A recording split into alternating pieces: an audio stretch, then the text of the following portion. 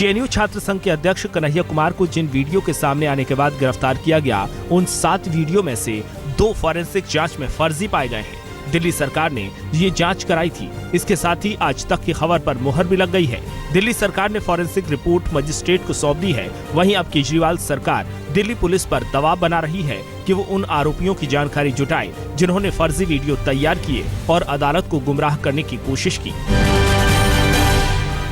देशद्रोह के आरोपी कन्हैया कुमार की जमानत याचिका पर आज दिल्ली हाई कोर्ट अपना फैसला सुनाएगा। इस मामले में सुनवाई के बाद कोर्ट ने अपना फैसला सुरक्षित रख लिया था। वहीं कन्हैया की गिरफ्तारी का विरोध जताते हुए जेएनयू छात्र संघ आज फिर केंद्रीय मंत्री स्मृति ईरानी के खिलाफ मंडी हाउस से संसद तक मार्च करेगा। छात्र संघ ने प्रधानमंत्री मोदी और गृह मंत्री से मुलाकात का समय भी मांगा है। संसद के दोनों सदनों में आज भी सियासी घमासान के आसार हैं। विपक्ष जेएनयू मामला, रोहित वेमुला सुसाइड मामला और केंद्रीय मंत्री रामशंकर कठेरिया के बयान को लेकर आज भी सरकार को घेरने की तैयारी में है। इस बीच प्रधानमंत्री सुबह मंत्रियों के साथ बैठक कर रणनीति तय करेंगे। रामशंकर कठेरिया के विवादित बयान को लेकर भी राज्यसभा में चर्चा होनी है। कल विपक्ष ने उनके इस्तीफे की मांग की थी। वैसे केंद्रीय मानव संसाधन राज्य मंत्री रामशंकर कठेरिया ने अपने ऊपर लगे आरोपों को सिरे से खारिज किया है। उन्होंने कहा है कि मैंने किसी भी मजहब का नाम नहीं लिया। जो आगरा में एक दलित की हत्या दिन दहाड़े मार्केट में हुई हत्या, पूजा कर रहा था तब हत्या हुई, उसकी शोक सभा में हत्यारों को सजा मिले, फांसी मिले, ये जरूर कहा है। और जो मैंने लाठी की बात कही है, वो लाठी चार्ज जो बीजेपी के कार्यकर्ताओं पर हुआ उसके बारे में पुलिस के खिलाफ बोला है। किसी समुदाय के बारे में एक शब्द बोला नहीं। अगले साल यूपी में होने वाले चुनाव के लिए कांग्रेस की आज दिल्ली में अहम बैठक है। उपाध्यक्ष राहुल गांधी पार्टी नेताओं के साथ बैठकर रणनीति बनाएंगे। इसमें यूपी के कई बड़े नेता शामिल होंगे। सबसे खास बात यह है कि लोकसभा चुनाव में बीजेपी और बिहार चुनाव में जेडीयू की चुनावी रणनीति तैयार करने वाले प्रशांत किशोर भी बैठक में शामिल होंगे। इशरत जहां के आतंकवादी होने के पुख्ता सबूत थे, ये दावा किया है आईबी के पूर्व स्पेशल डायरेक्टर सुधीर कुमार ने। उन्होंने ये भी कहा है कि इशरत कांड में हुई राजनीति से आईबी पर बुरा असर पड़ा है। अगर मान लीजिए आईबी जिसका कोर स्ट्रेंथ है उसके फुट सोल्जर्स, वही अगर नहीं निकलेंगे तो आपने कितना मेजर मैसिव डैमेज एक reputed established and very effective intelligence organisation को आपने किया है।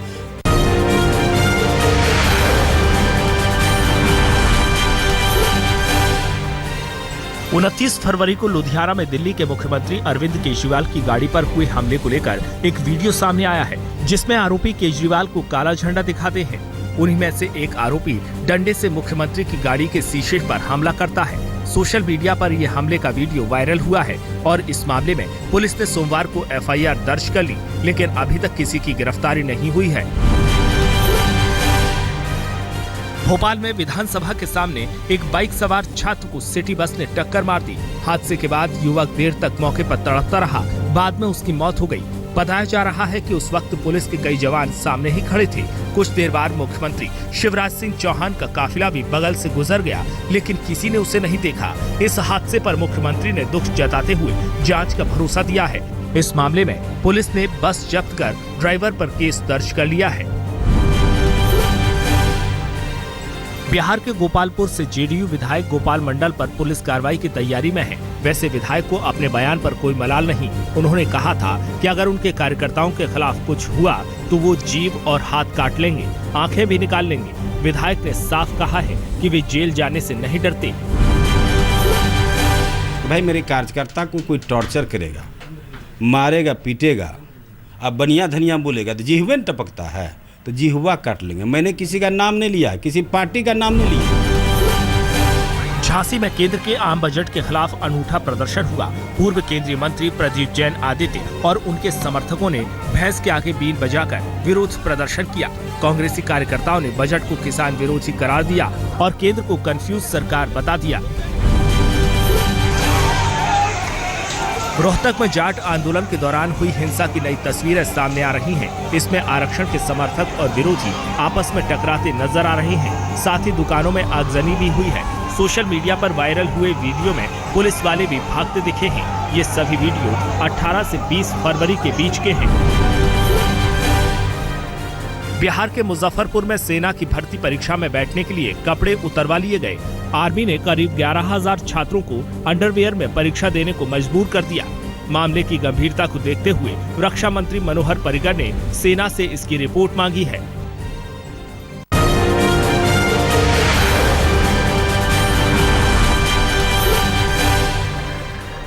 दिल्ली में कल आगजनी के 2 हादसों में कुल 4 की मौत हो गई। सबसे बड़ा हादसा गुलाबी बाग के ट्रक मार्केट में हुआ, जहां थिनर रखे एक गोदाम में भीषण आग लग गई। इस हादसे में 3 लोगों की जान चली गई।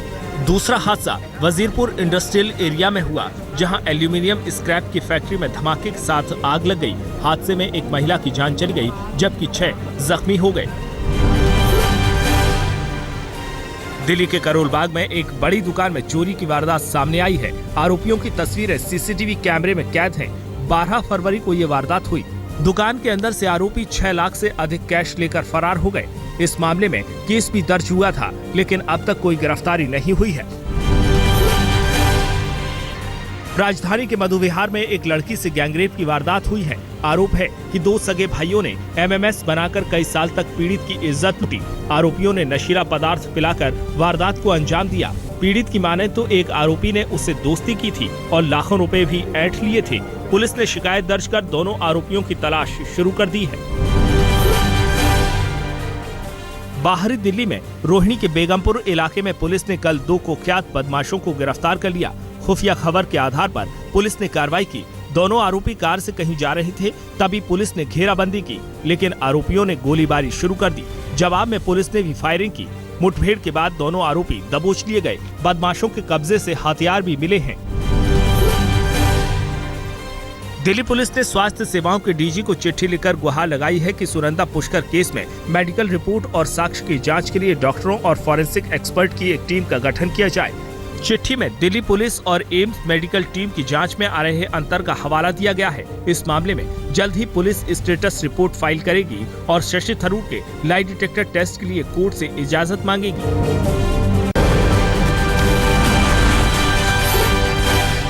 मुंबई से सटे मीरा रोड में एमएनएस कार्यकर्ताओं ने एक बिल्डर के ऑफिस में जमकर तोड़फोड़ की। तोड़फोड़ की तस्वीरें सीसीटीवी कैमरे में कैद हैं। बिल्डर से राज ठाकरे के कार्यकर्ता जबरन पैसे मांग रहे थे। वहीं एमएनएस नेता ने अपना बचाव करते हुए कहा है कि बिल्डर ने उनकी पार्टी के झंडे और राज ठाकरे की तस्वीरें फाड़ी थी, जिसे सहन नहीं किया जा सकता। मुंबई के दहिसर टोल नाका को लेकर बहुजन विकास अघाड़ी के कार्यकर्ताओं ने फिल्मी अंदाज में प्रदर्शन किया। फिल्म शोले स्टाइल में कार्यकर्ता टोल की छत पर चढ़ गए और टोल बंद करने की मांग करने लगे। लोगों का कहना है कि इस टोल की वजह से घंटों तक सड़क पर जाम लगा रहता है, जिससे उन्हें बड़ी मुसीबत झेलनी पड़ती है।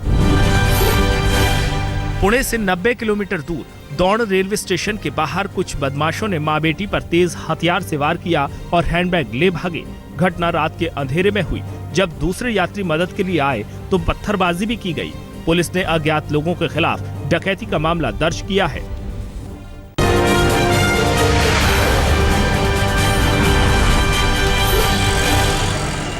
दिल्ली के पास नोएडा से महिला फैशन डिजाइनर के लापता होने का मामला सामने आया है। शिप्रा की कार लावारिस हालत में सेक्टर 29 में मिली है।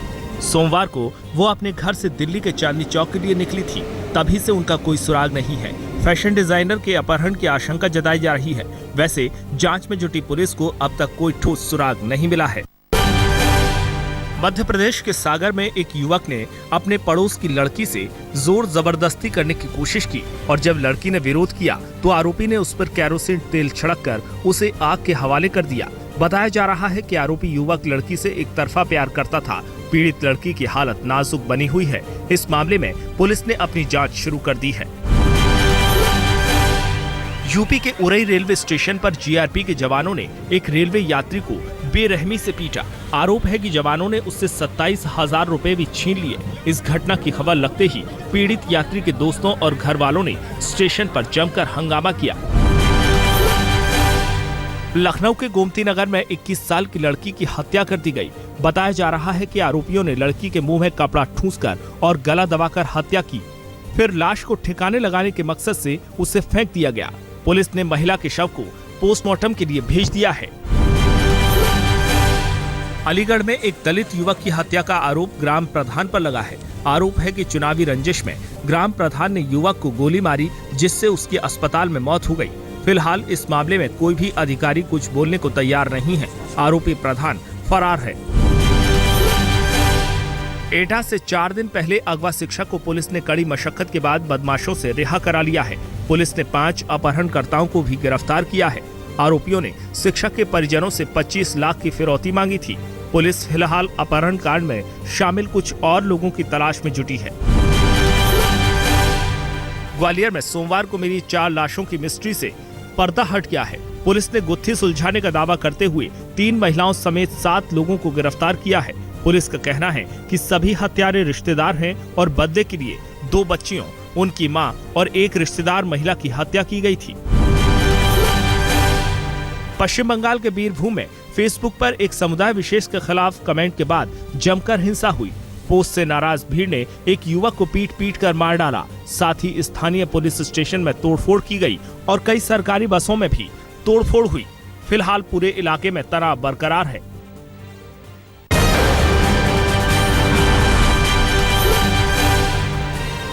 पंजाब के मनसा में कर्ज में डूबे एक किसान ने फसल बर्बाद होने से दुखी होकर खुदकुशी कर ली। अभी कुछ महीने पहले ही उसकी शादी हुई थी। पुलिस की माने तो किसान ने जहर खाकर अपनी जान दी।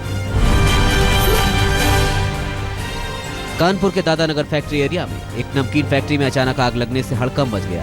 पूरी फैक्ट्री तेजी से फैली आग की चपेट में आ गई, लेकिन गनीमत रही कि उस वक्त काम कर रहे सभी मजदूर समय रहते बाहर निकल गए। हादसे में लाखों का माल जलकर खाक हो गया। फायर ब्रिगेड की 9 गाड़ियां कई घंटे तक आग पर काबू पाने में जुटी रही। मंगलवार की रात करीब 8:30 बजे कोलकाता एयरपोर्ट पर एक बड़ा हादसा टल गया। रनवे पर लैंडिंग के दौरान स्पाइस जेट के एक विमान का टायर ब्लास्ट हो गया। हादसे के तुरंत बाद खलबली मच गई। वैसे विमान के सभी यात्री सुरक्षित रहे। स्पाइस जेट का विमान बेंगलोर से कोलकाता पहुंचा था। उत्तराखंड के ऋषिकेश में 17वें योग महोत्सव का आयोजन किया गया है। कल इसका शुभारंभ मुख्यमंत्री हरीश रावत ने किया। इसमें करीब 70 देशों के 1100 योग साधक हिस्सा ले रहे हैं। ये योग महोत्सव 7 मार्च तक चलेगा।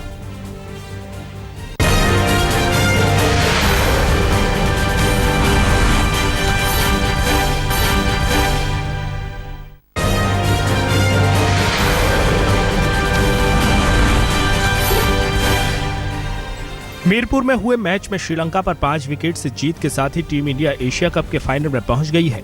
कल के मैच में एक बार फिर विराट कोहली ने शानदार प्रदर्शन किया। उन्होंने नाबाद 56 रन बनाए। कोहली को मैन ऑफ द मैच का खिताब मिला। युवराज सिंह ने भी 18 गेंदों पर 35 रनों की आतिशी पारी खेली।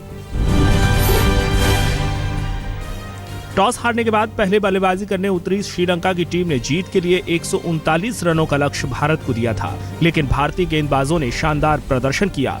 बुमराह, पांड्या और अश्विन ने 2-2 विकेट झटके। वहीं आशीष नेहरा ने भी 1 विकेट लिया। मैच में कामयाबी के बाद कप्तान धोनी ने कहा कि टूर्नामेंट का लगातार तीसरा मैच जीतना काफी अहम है। उन्होंने अगले लीग मैच में टीम इंडिया में बदलाव की भी बात कही। अगला मुकाबला 3 मार्च को यूएई के खिलाफ खेला जाना है। एशिया कप में टीम इंडिया की लगातार तीसरी जीत से गदगद क्रिकेट प्रेमियों ने वाराणसी में दिवाली मनाई। क्रिकेट फैंस ने जमकर आतिशबाजी की, एक दूसरे को मिठाइयां खिलाई और टीम इंडिया के नारे लगाकर जीत की बधाइयां दी। भारतीय क्रिकेट टीम के पूर्व खिलाड़ी राहुल द्रविड़ ने उम्मीद जताई है कि team India T20 world cup में शानदार प्रदर्शन करेगी। दिल्ली डेयरडेविल्स के टी-शर्ट लॉन्च के मौके पर द्रविड़ ने गुड़गांव में ये भरोसा जताया। साथ ही उन्होंने खिलाड़ियों को ये नसीहत भी दी कि दूसरी टीमों को हल्के में ना लें। सरकार का ये कहना है कि पीपीएफ पर टैक्स नहीं लगेगा, जबकि ईपीएफ में 40% से ज्यादा रकम की निकासी पर ब्याज लगेगा। आखिर ईपीएफ कर्मचारियों के लिए कितना मायने रखता है, ये आपको बता। पैसे वाले बाबू मेरा बजट बना दो, पैसे वाले बाबू मेरा बजट बना दो, बजट बना दो, बजट बना दो, पैसे वाले मेरा बजट तू